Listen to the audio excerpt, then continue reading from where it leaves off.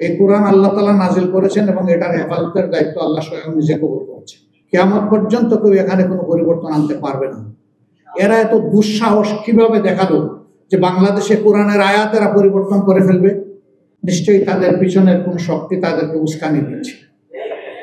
আমাদের শিশুকালে আমরা দেখেছি আমাদের শিক্ষাদান শুরু হতো মক্তবের পাঠ দিয়ে।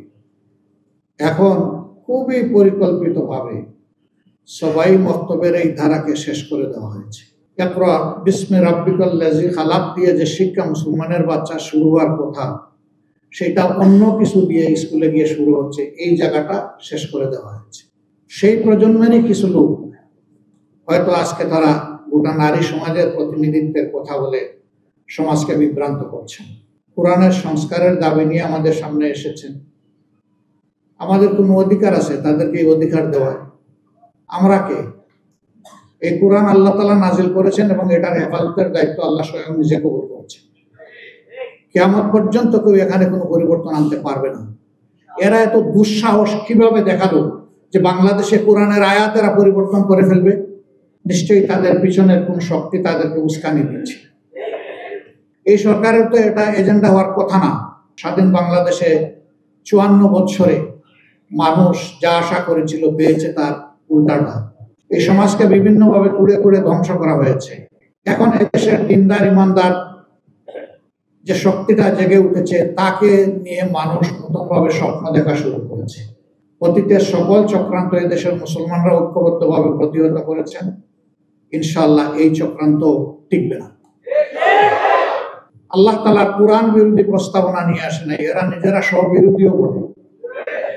একদিকে তাদের ভাষায় তারা নারী পুরুষের সমান অধিকার চায়, আবার তারা বলতেছে সব জায়গায় এত % কোটা নির্ধারণ করতে হবে। অধিকার যদি সমান হয় কোটার প্রশ্ন আসবে কেন? যার যার যোগ্যতা প্রমাণ করে নিজ জায়গায় চলে যাও, তাইলে তো কোটার দরকার নাই। নারীরা এই দেশে পিছিয়ে পড়ে নাই। নারীরা আমাদের মা, আমাদের বোন, আমাদের কন্যা। পরিবারে পরিবারে এরা দাঙ্গা লাগাতে চায়। এখানে প্রস্তাবনায় ম্যারিটাল রেপ বলে একটা কথা এসেছে। রেপ তো রেপই। রেপ তো দুইটা অসৎ পুরুষ আর নারী যখন একত্রিত হয় বিবাহ বহির্ভূত পন্থায়, সেটার নাম রেপ হবে। বিবাহিত জীবনে রেপের প্রশ্ন আসলো কেন?